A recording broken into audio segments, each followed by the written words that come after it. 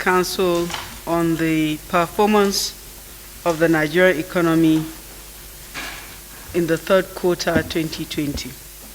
The substantive report was not scheduled, so it will be taken next week. I'm sure you've seen already in the media that the economy in the third quarter 2020 reported a negative growth of minus 3.62%.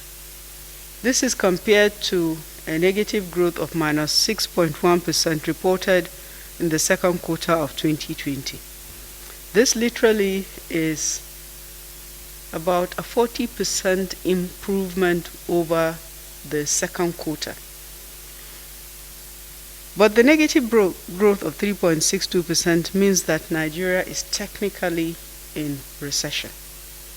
The oil sector suffered the most in terms of decline in growth with 13.89%, but there are other sectors that also were affected, and these sectors include transportation, food and beverage, chemicals and pharmaceuticals, minerals and quarry production. All of them actually suffered a declining growth.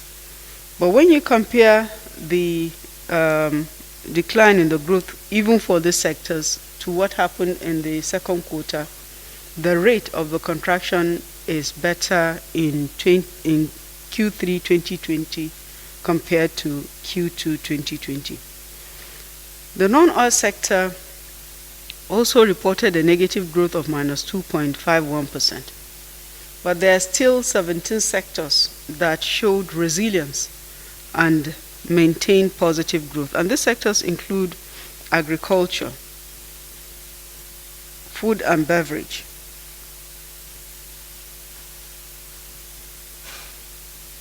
the telecom sector, cement manufacturing, the creative industry, and a few others. You will see the details in the report.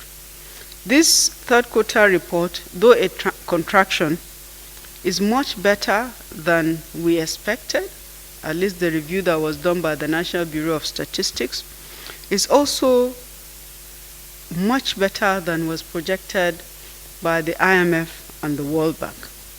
This COVID-19 recession follows a pattern across the world today, with almost every country that has reported its GDP going into recession. And I'll give you a few examples. Australia, Belgium, Canada, Denmark, Mexico, Norway, Russia, Spain, UK, and the United States of America. And also bringing it closer home, the South African economy in the second quarter of 2020 reported a negative growth of 50%. This is compared to Nigeria's negative growth of minus 6.1% in the second quarter of 2020.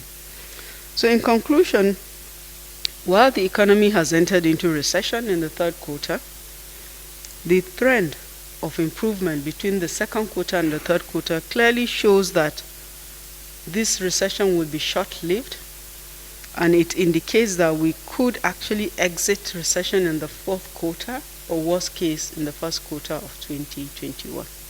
Thank you for your attention.